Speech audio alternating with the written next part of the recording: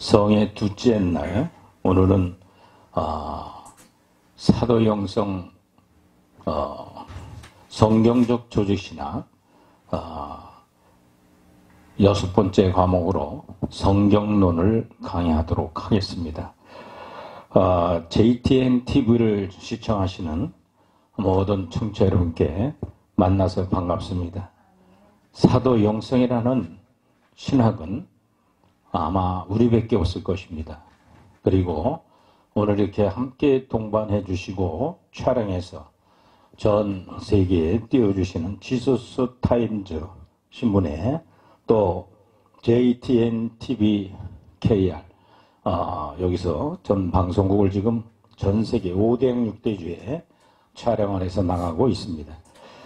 시청하시는 분들이 생소할지 모르지만 이 사도영성은 우리밖에 없습니다. 네이버나 다음에 주소창에 치면 사도영성 신학원에 대해서 설명이 나오고 있습니다. 이 강의를 듣는 모든 청취자 여러분들에게 성경을 밝히 볼 수 있는 좋은 교인이만큼 이 진리를 들을 때는 30서부터 12과목까지 구석구석 잘 들으시면서 인내를 가지고 들으시면 좋겠습니다. 단편의 설교가 아니기 때문에 그렇습니다. 우리 지저지 타임즈 대표 되신 정진환 목사님께 이 자리를 비롯해서 진심으로 감사를 드리고 또 신문에 늘 연재해 주시고 방송국에 늘 내어주심에 대해서 이 자리를 비롯해서 감사의 인사를 드립니다. 또 오늘은 우리 사도영성 신학원의 교수이신 임요한 목사님이 방문하셨습니다. 그래서 대표로 기도 인도해 주시고 오늘 성경론을 증거하실 김동현 선교사님을 소개하는 시간을 갖겠습니다. 오늘 대표 기도해 주실 임요한 목사님 소개하겠습니다. 인사 잠깐 드리시고 또 우리 김동현 강사님 선교사님을 소개하겠습니다. 다 같이 우리 기도하고 시작하도록 하겠습니다. 할렐루야.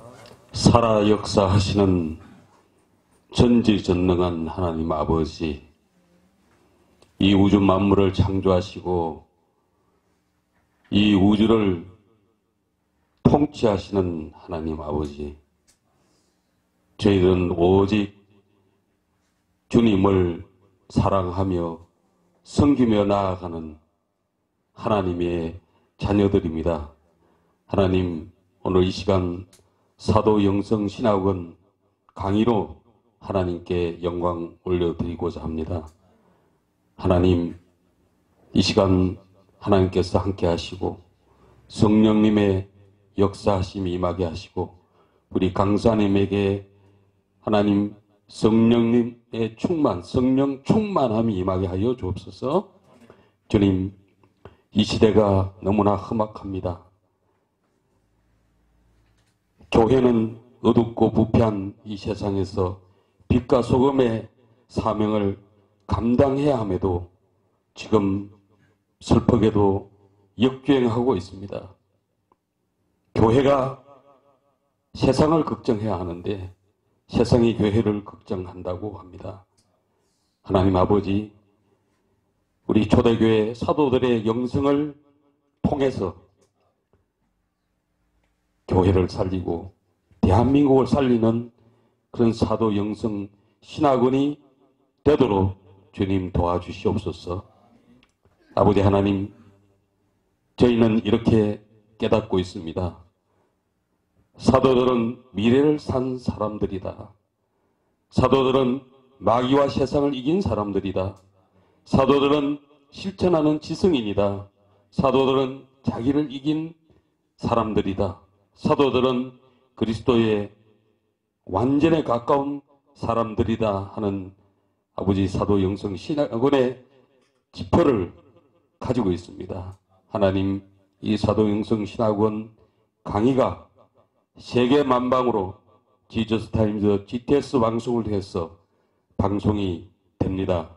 하나님 통치하시고 역사하셔서 많은 이들이 사도영성을 깨닫게 하셔서 아버지 세계가 하나님 은혜 안에서 새롭게 변화될 수 있도록 특별히 한국교회가 하나님의 온전한 통치받는 한국교회로 거듭나게 하여 주시옵소서.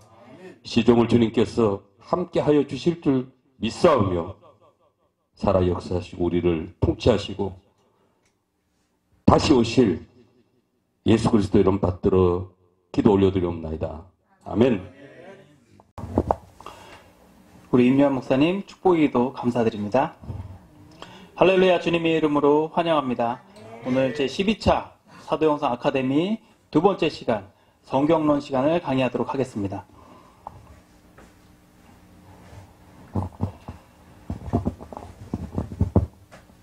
예수님의 삶을 따르던 사도들의 영성, 그 1부는 이론과 또 2부의 실제, 그리고 제3부에 이어지는 성경적 조직신학 12과목이 있습니다.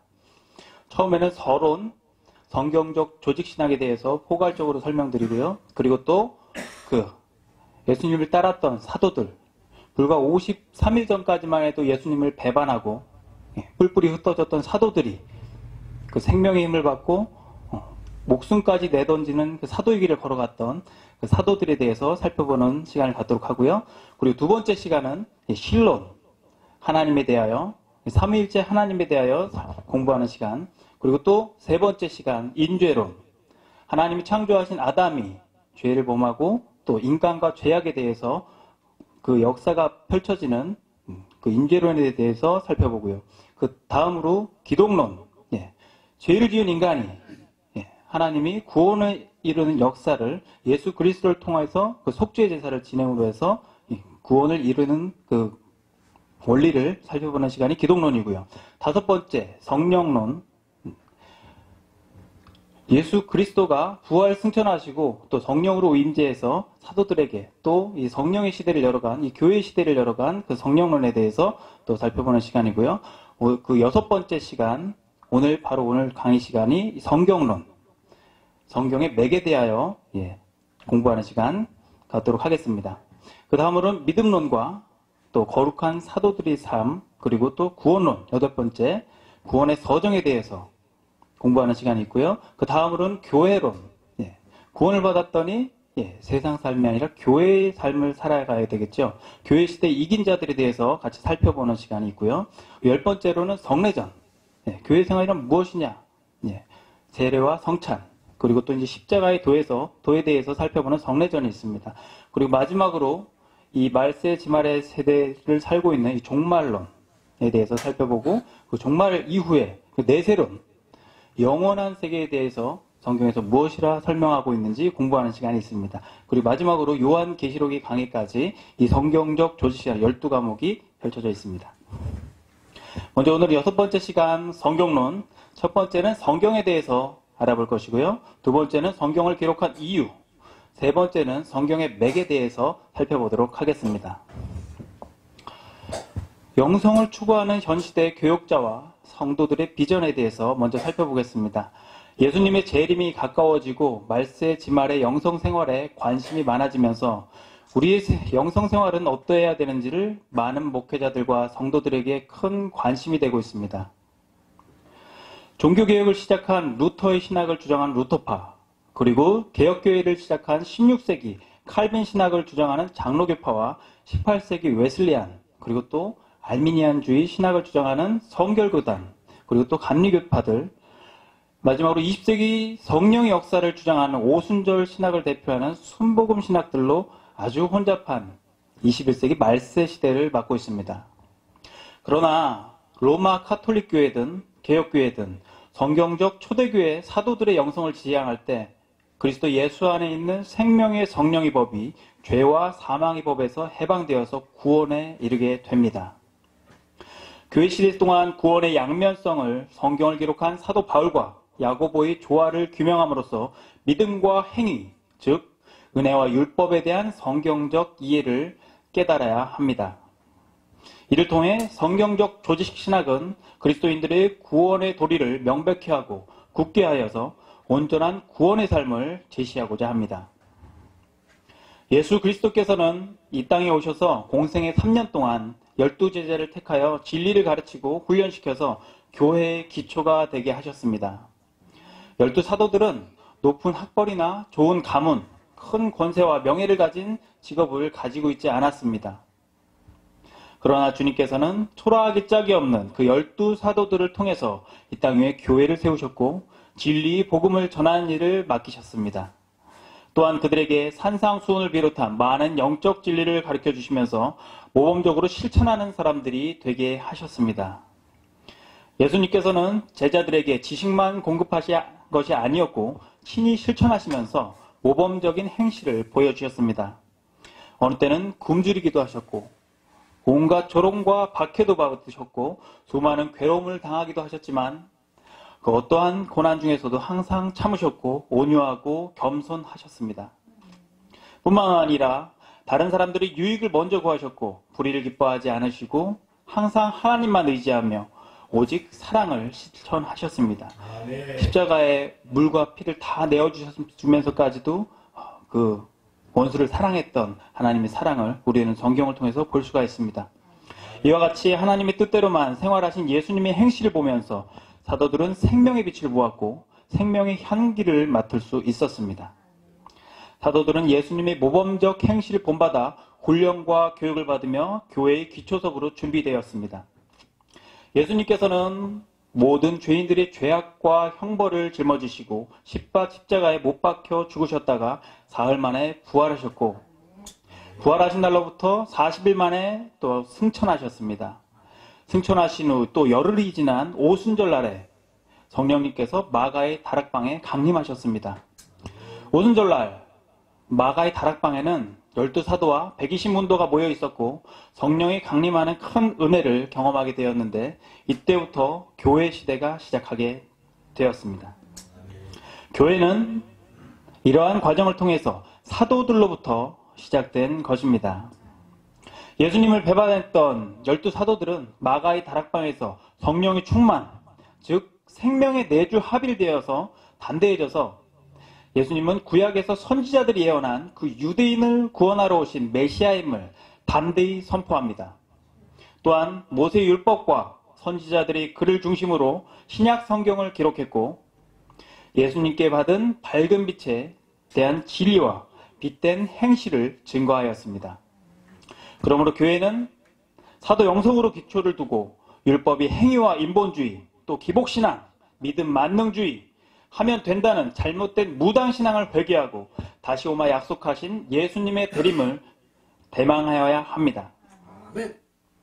성도들은 그 나라와 그 의를 소망하면서 부패한 이 세상에서 빛과 소금의 사명을 감당해야 합니다. 아멘. 할렐루야. 아멘. 먼저 첫 번째 성경에 대해서 살펴보도록 하겠습니다. 성경 전체는 무엇을 가르쳐주고 있는가?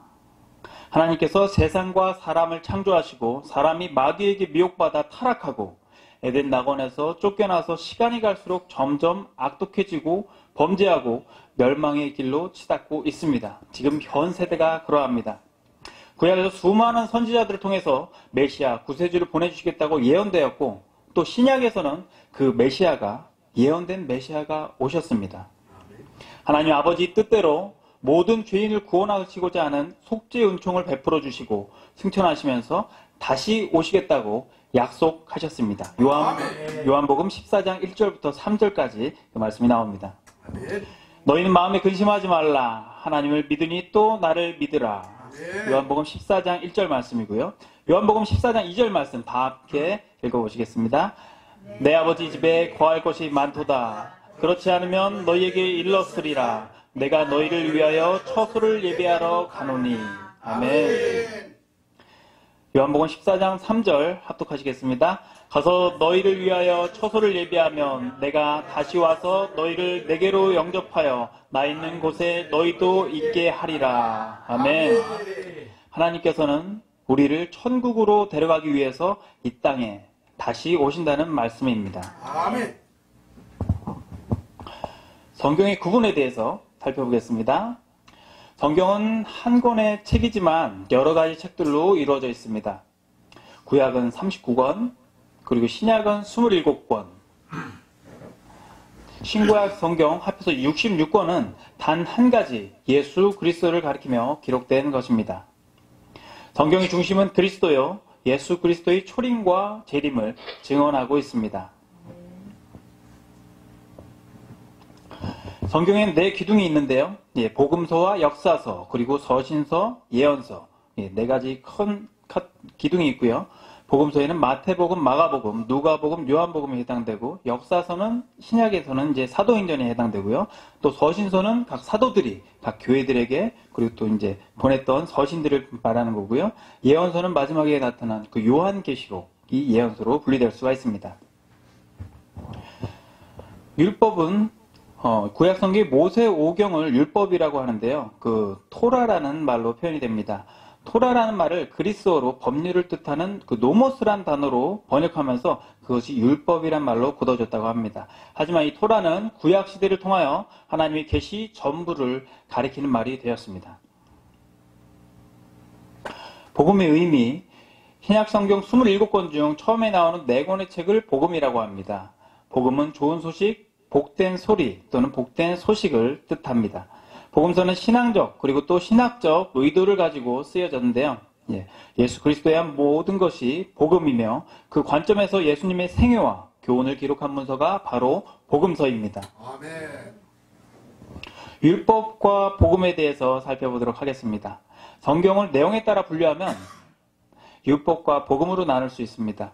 율법이란 우리가 하나님이 기뻐하시는 그의 소유된 백성으로서 무엇을 해야 하는가를 가리키는 하나님의 말씀입니다.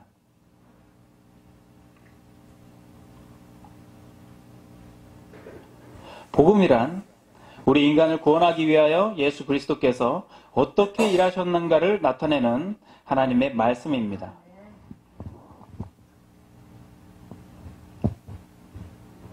우리 인간에게는 율법을 완전하게 지킬 힘이 없기 때문에 어느 누구도 율법으로 말미암아 구원받을 리가 없습니다. 율법은 다만 죄를 깨닫게 해주고 또 죄인을 그리스도에게로 인도해주며 성도들의 생활 기준을 가르쳐줍니다. 다음 성경은 어떻게 만들어진 책인지 알아보도록 하겠습니다. 성경은 매우 오래된 책이면서도 늘 새롭습니다. 많은 사람들이 이것을 기록했으며 또한 수많은 사람들이 이를 보존하기 위하여 생명을 바쳤습니다. 처음에는 돌판 위에 쓰여졌으며 다음에는 두루마리 같은 양피지 위에 옮겨졌습니다. 하나님께서 예언자들을 통하여 인간들에게 말씀하심에 따라서 그 말씀이 기록된 것입니다. 하나님께서는 성령을 통하여 영감으로 사람들의 심중에 말씀하셨으며 이것들을 들은 사도들과 선지자들은 하나님께서 주신 말씀의 뜻을 기록하였습니다. 이것이 바로 성서가 된 것입니다. 성서는 그 당시 유대인들에게 속해 있었으며 구약 성서 부분은 지금도 히브리 민족의 성서로 되어 있습니다. 히라버만 사용하게 된 유대인들이 그 히브리어 성서를 읽을 수가 없었기 때문에 70명의 학자들에 의해서 히브리어의 히라버로 번역되었는데요. 그렇게 번역된 구약 성서는 셉투아진트라고 불리게 되었고요. 셉투아진트는 그 70이라는 뜻입니다. 그래서 70인역이라는 정서가 나오게 된 것입니다. 성경은 인간으로 탄생하신 하나님의 아들에 대해서 말해주고 있습니다. 예수 그리스도께서 탄생하시고 팔레스타인에 사실 때 그들에게는 많은 추종자들이 있었습니다. 그중 몇 사람은 예수님의 말씀과 하신 일을 기록하였는데요. 그리고 어떤 사도들은 새로 세워진 교회들의 편지를 보냈습니다. 이러한 문서들이 신약 성서의 부분이 된 것입니다. 주후 400년경에는 신구약 성서가 하나로 합해져서 성경 전서가 되었습니다. 예수님 당시에는 신약 성경이 없었겠죠. 성경은 참으로 하나님의 말씀입니까? 성경이 하나님의 말씀임을 성경 자체가 증명하고 있습니다. 여호와께서 말씀하시기를 이런 문구가 많이 나오는데요. 성경을 받아 기록한 저자들을 살펴봐도 알 수 있습니다. 성경은 총 66권, 40여 명의 저자가 신구약 성경을 기록하였는데요. 그러나 저자들은 단 한 번도 한 자리에 모여서 그 내용에 대해서 논의할 수 없었습니다. 왜냐하면 그들은 모두 같은 시대에 살았던 사람들이 아니기 때문입니다. 그 기간도 무려 1600년에 걸쳐서 모든 성경이 기록되었습니다. 저자들의 지적 수준도 매우 다양했습니다. 그들 중에는 왕도 있었고 제사장도 있었고요. 그리고 목자, 어부, 의사, 군인 등 여러 계급에 속한 사람들이 있었습니다.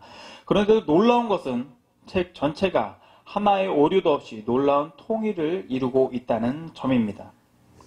뿐만 아니라 성경을 접했던 많은 사람들이 놀라운 변화를 받은 것입니다. 또한 성서가 가리키는 숭고하고 고차적인 윤리성은 행동의 결과보다 오히려 그 동기를 중요시하고 있습니다. 모든 윤리 최선이 그리스도계로 향해져 있고 그리스도 안에서만 선한 것이 있을 수 있다고 봅니다. 현대 과학이나 법률이나 의학이 해결하지 못한 수많은 문제들을 성경은 다루고 있습니다. 병든 자가 고침을 받았고 방탕하던 자가 성자가 되었으며 과학자들이 지혜를 얻었습니다. 성경은 하나님의 말씀입니다. 아멘. 할렐루야. 네. 세 번째, 성경은 어떤 책입니까? 인류 역사상 가장 오래된 고전이며 또 가장 많이 팔려서 읽고 있는 책이 성경이다라는 말 들어보셨을 겁니다. 그렇다면 성경이 어떤 책이기에 이런 일이 가능할까요? 첫째, 성경은 하나님의 감동으로 기록되었습니다. 성경과 다른 책들이 가장 큰 차이는 하나님의 감동으로 쓰여졌다는 사실입니다.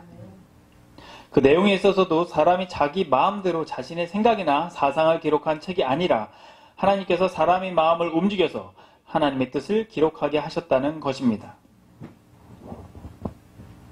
그러므로 성경은 하나님의 뜻을 나타내는 계시책이며 지금도 우리에게 말씀하시는 살아있는 하나님의 말씀입니다. 그리고 읽는 사람들의 마음을 감동시키고 구원하시는 생명의 말씀입니다. 신약 성경만 봐도요. 사도들이 신약 성경을 기록했죠. 마태복음, 마가복음, 누가복음, 요한복음. 각기 기록된 연대가 다릅니다. 50년대부터 60년대, 90년대까지 요한계시록까지, 요한복음 같은 경우는 굉장히 늦게 쓰여졌는데요.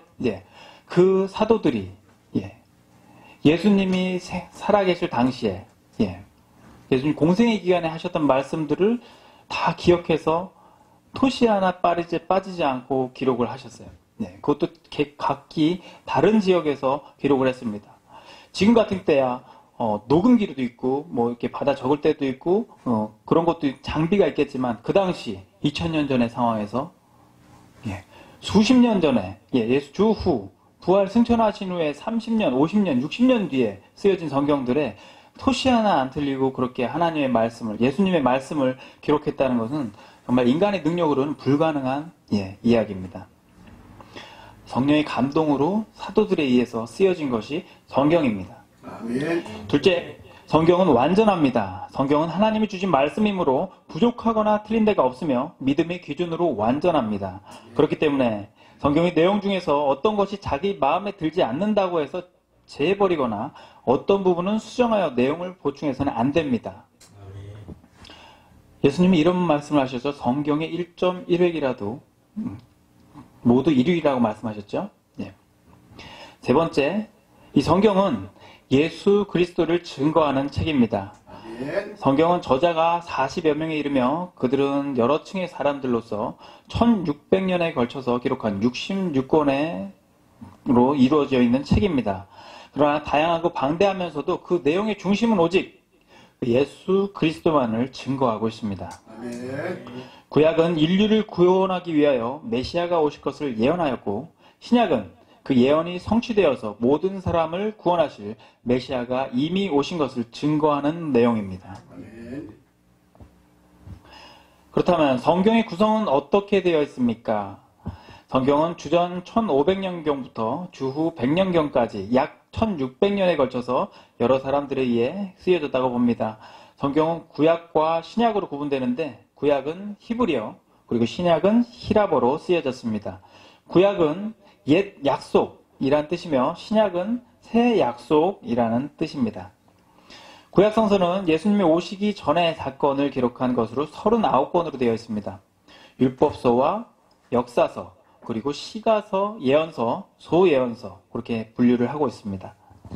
신약 성서는 예수님이 오신 후의 사건을 기록하신 것으로 27권으로 이루어져 있습니다. 복음서와 역사서, 그리고 서신서, 예언서 4개의 카테고리로 나눌 수 있습니다. 구약 성경의 기록 연대인데요. 창세기 출애굽기 주전 1400년 정도부터 여호수아 1350년, 사사기 1000년에서 쭉 에스더, 욥기, 시편, 그리고 잠언, 전도서, 이사야, 에스겔, 다니엘 모든 성경들의 기록 연대가 굉장한 시간차를 두고 기록된 것을 알 수 있습니다. 그리고 신약으로 넘어와서 마태복음, 마가복음, 누가복음, 요한복음, 주후 55년, 마가복음은 주 50년, 누가복음은 60년경, 그리고 요한복음은 90년경. 예수님이 부활 승천하신 후 거의 60년이 다 돼서 기록된 성경입니다. 히브리서, 야고보서, 유다서, 요한계시록까지 주후 90년까지 성경이 기록되었습니다. 성경의 내용은 어떤 것입니까? 성경은 그 전체가 그리스도와 하나님께서 인간에게 약속하신 그의 영원한 생명에 관한 아름다운 이야기로 꾸며져 있습니다. 성경은 인간의 마음과 심령의 정체를 밝혀볼 수 있는 거울과 같고 인간의 영혼의 병을 위한 약의 역할을 하며 인간에게 빛이 됩니다. 성서는 내용상으로 보아서 다음에 몇 가지로 설명할 수 있습니다. 첫째, 역사는 성서의 주요 부분을 차지하고 있습니다. 인간과 우주의 역사, 그리고 하나님에 의해 특별히 선택되어 사용된 히브리 민족의 역사, 교회의 시작과 복음의 전파 등의 역사들이 성경에 수록되어 있으며 더 깊게 의미 있게 본다면 인간의 구원의 역사가 구약과 신약에 걸쳐서 명확히 기록되어 있습니다. 두 번째로 인간을 위한 하나님의 계시가 성경 전체를 통하여 나타나 있습니다. 우주와 인간의 창조로부터 죄와 그리스도에 의한 구속사업, 영원한 생명 등에 이르기까지 하나님께서 그 자신과 그의 뜻과 그가 하시는 일의 목적을 인간에게 알게 하시는 기록이 성서의 중심 부분을 차지하고 있습니다. 세 번째로 성경은 예언의 기록이기도 합니다. 구약은 그리스도에 대한 예언이며 신약은 그 예언의 성취에 대한 기록인데 곧 그리스도께서 그 예언을 성취하셨다는 것입니다. 그러므로 구약은 신약을 예언한 것이며 신약은 구약의 성취라고 말할 수 있습니다. 예수 그리스도께서 세상에 오실 것과 그의 탄생의 방법, 생애, 행적, 그의 사업의 목적 등에 관한 사실이 구약 성서 가운데 미리 언급되어 있습니다. 예언되어 있습니다. 넷째, 교리적인 면으로 보아서 성경은 율법과 복음의 기록이며 예언과 예언의 성취가 구약 성서와 신약 성서 가운데 나타나 있습니다.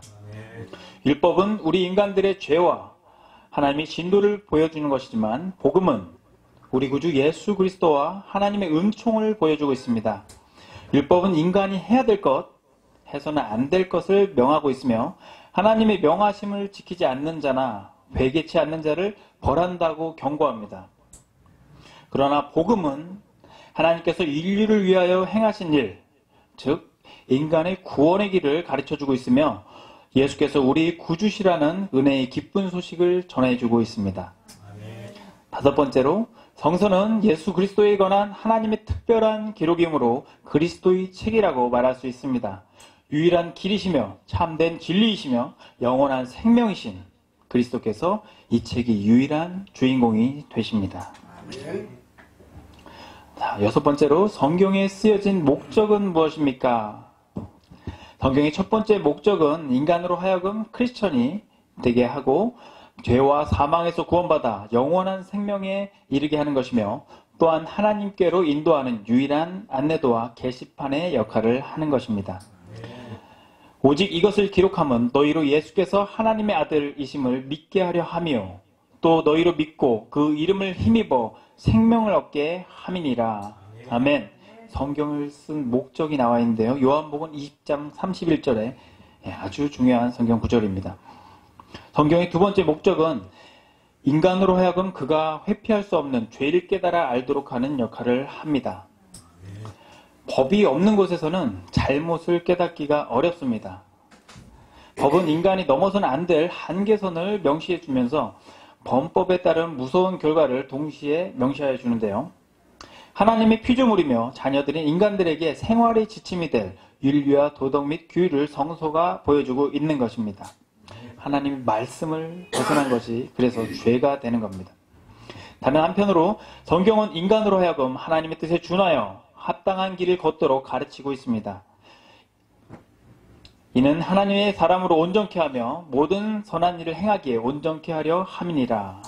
디모데후서 3장 17절 말씀입니다. 성경을 바르게 이해하려면 성경을 읽는 방법에 따르지 않으면 안 됩니다.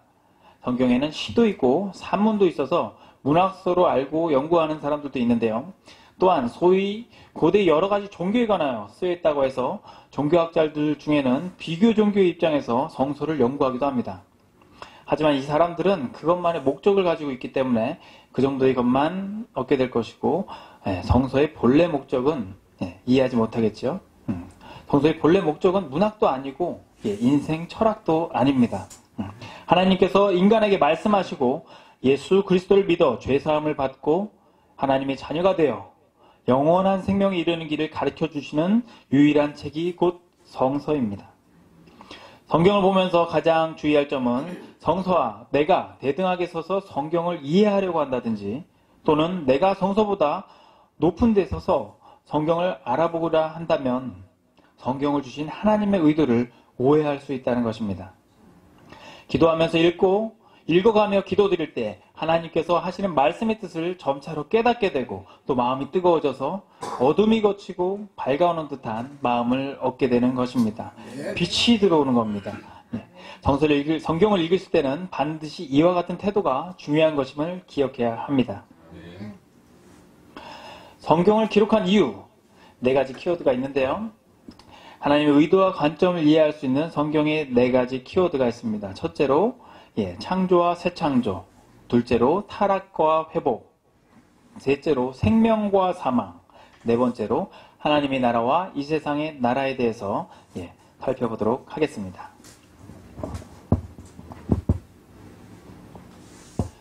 두 번째, 성경을 기록한 이유. 요한복음 5장 39절 다 함께 합독하시겠습니다. 너희가 성경에서 영생을 얻는 줄 생각하고 성경을 상고하거니와 이 성경이 곧 내게 대하여 증언하는 것이니라. 아멘. 이것은 예수님이 하신 말씀인데요. 예수님이 당시에 유대인들에게 하신 말씀입니다. 너희가 성경에서 영생을 얻는 줄 생각하고 성경을 상고한다 라고 말씀하셨는데요. 유대인들은 이 영생을 얻기 위해서 성경을 공부했습니다. 누가복음 24장 44절 함께 합독하시겠습니다. 또 이르시되 내가 너희와 함께 있을 때 너희에게 말한 바 곧 모세의 율법과 선지자의 글과 시편에 나를 가리켜 기록된 모든 것이 이루어져야 하리라 한 말이 이것이라 하시고. 이 역시 예수님이 하신 말씀인데요. 예수님이 그 모세의 율법과 선지자의 글과 시편이라는 표현을 하셨거든요. 그 당시 유대인들이 보고 연구하던, 예수님 당시에는 성경이 구약과 신약이 나눠져 있지 않았습니다. 신약 성서 자체가 예수님이 부활 승천하신 이후에 쓰여진 성서들이기 때문에 예수님 당시에 말했던 그 성경은 구약 성경을 의미합니다. 여기서 모세와 모든 선지자들은 예수님들의 그 유대인의 선조들이죠. 구약을 지칭하는 거고요. 모세는 율법서를 이야기하고 선지자는 예언서를 이야기합니다. 또한 시편은 성문서를 이야기하고 있습니다. 디모데후서 3장 16절 모든 성경은 하나님의 감동으로 된 것이다. 여기서 말하는 모든 성경 또한 구약 성경을 의미하고 있습니다.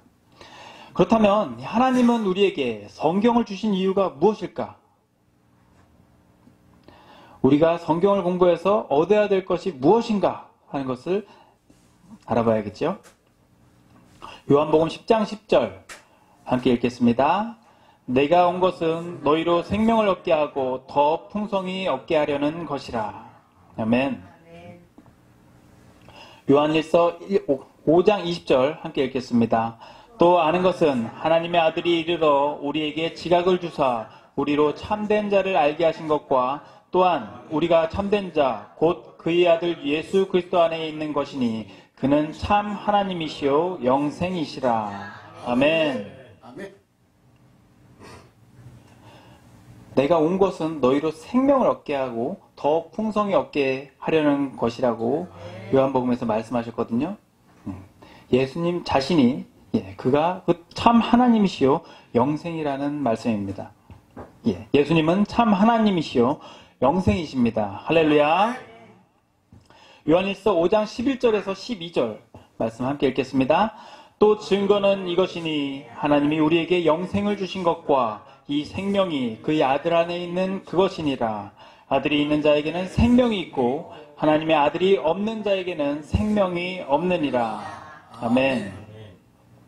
즉 하나님이 성경을 기록한 이유, 또 유대인들이 성경을 연구하는 이유, 또 예수님께서 오신 이유도 모두 다 생명이라는, 생명을 얻기 위해 성경을 주셨다는 말씀입니다. 그리고 곧 그 생명은 예수님이라는 것이 성경을 통해서 알 수가 있습니다. 성경을 기록하신 이유, 생명을 얻기 위하여. 그 생명이 곧 예수님을 얻게 하기 위해 성경을 기록했다는 것을 우리는 깨달아야 합니다. 요한복음 20장 31절, 오직 이것을 기록하면 너희로 예수께서 하나님의 아들 그리스도이심을 믿게 하려 하며 또 너희로 믿고 그 이름을 힘입어 생명을 얻게 하려 함이니라. 아멘.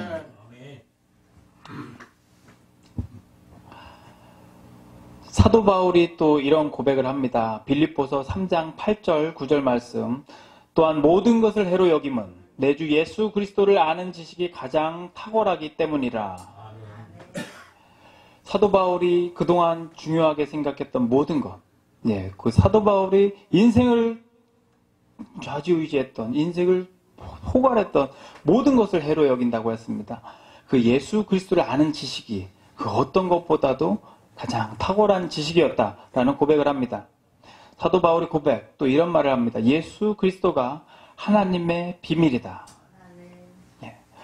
우리가 얻고자 하는 모든 지혜와 우리가 알고자 하는 모든 지식이 예수 그리스도 안에 있다. 그분을 얻으면 다 얻는 것이라는 고백을 사도 바울이 하고 있습니다. 예수님을 얻으면 생명을 얻을 수가 있고요. 예수님을 얻으면 지혜를 얻을 수가 있고요. 예수님을 얻으면 지식을 얻을 수가 있고요. 예수님을 얻으면 능력을 얻게 된다는 사도 바울의 고백입니다. 그 모든 것을 얻을 수가 있습니다. 즉 우리가 성경을 봐서 성경을 통해서 우리가 정말 얻어야 될 것, 유대인들이 성경을 보아도 너희가 영생을 얻고자 성경을 상고하거니와 말씀하셨는데, 너희가 영생을 얻기 원하면서 그 영생의 생명의 본질이신 나에게 오진 않는구나, 예수님이 말씀하신 거예요. 즉 성경을 아무리 많이 봐도 예수님을 얻지 못하면 아무것도 얻지 못하는 것입니다. 성경을 통해서 우리는 예수님을, 그 생명을 얻어야 합니다. 왜냐하면 성경은 오직 예수 그리스도, 예수님에 관한 이야기이기 때문입니다. 모든 책에는 저자가 있는데요. 그 저자의 의도는, 책을 기록한 저자의 의도가 있을 거 아닙니까? 그 저자의 의도는 읽는 독자는 알 수도 있고 모를 수도 있습니다. 책을 읽는 독자는 그 저자의 의도를 알고 책을 본다면 책을 읽는데 도움이 될 것입니다. 성경 또한 마찬가지입니다. 하나님의 의도를 따라 성경을 본다면 불필요한 시간 낭비를 하지 않을 수도 있고요. 그리고 또 하나님의 의도대로 정확하게 볼 수가 있습니다. 하나님의 말씀은 한 가지거든요. 예수님 당시에도 유대인들이 봤던 그 성경도 구약 성경 한 가지고요. 지금 구약과 신약이 이제 합해져서 지금 내려온 성경도 한 가지입니다. 근데 같은 성경을 보면서도 당시의 유대인들은 그 성경을 주신 목적, 그 생명, 예수님을 놓치고 성경을 봤어요. 오히려 예수님을 핍박하고 예수님을 십자가에 못 박아 죽인 사람들이 유대인이었습니다. 하나님의 의도를 놓칠 경우에는 정말 이렇게 하나님의 뜻에 하나님의 아들을 자기 손으로 죽이는 그런 역사까지 벌어질 수가 있습니다. 그래서 하나님의 의도대로 성경을 정확하게 바라보는 것이 가장 중요하다고 볼 수가 있습니다. 하나님의 의도와 관점을 이해할 수 있는 4가지의 키워드가 있습니다. 첫 번째로 창조와 새 창조. 성경을 구약부터 신약까지 쭉 읽어보면요, 그 큰 맥을, 흐름을 읽을 수 있습니다. 창조와 새 창조에 관한 이야기인데요. 인간의 창조에 대해서 하나님이 인간을 창조하시고, 그리고 또 이제 아담이 또 이제 타락해서 또 이제 회복하고 또 새 창조로 이어지는 그 역사가 창세기부터 계시록까지 쭉 이어지는 게 성경의 역사입니다.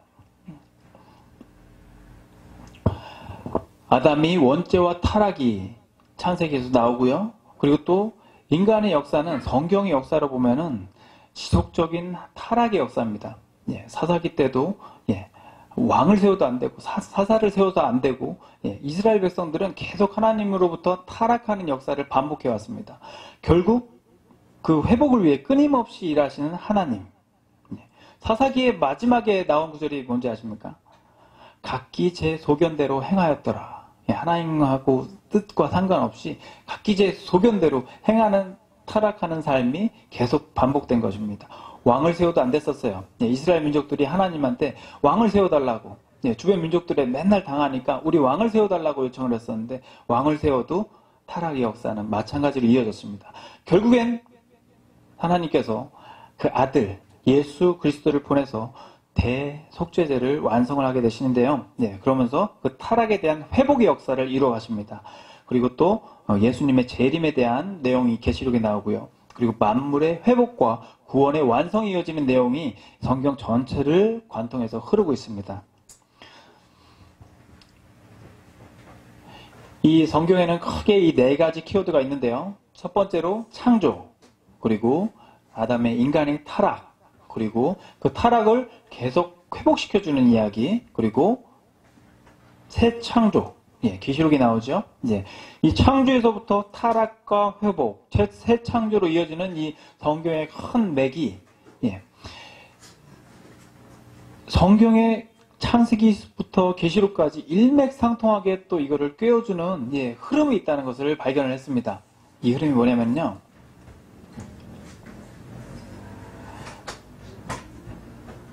이 생명의 맥입니다. 그리고 또 반대로 흐르는 맥이 사망의 맥.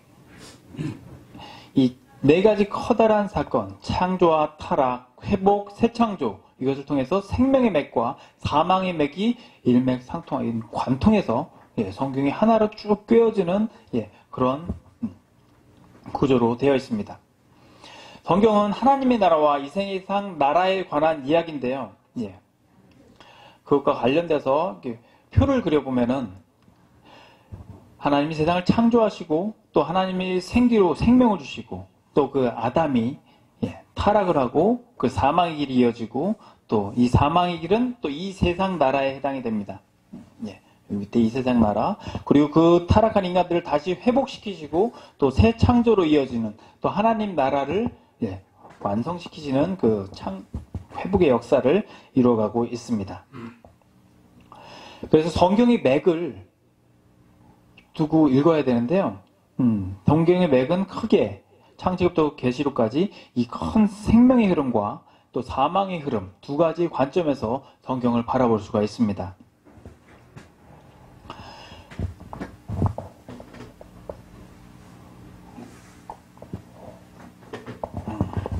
그렇다면 진짜 이 성경을 여기서 보시는 것처럼 생명의 흐름과 사망의 흐름으로 어떻게 바라봐야 하는지 그 구체적으로 성경을 살펴보면서 살펴보도록 하겠습니다.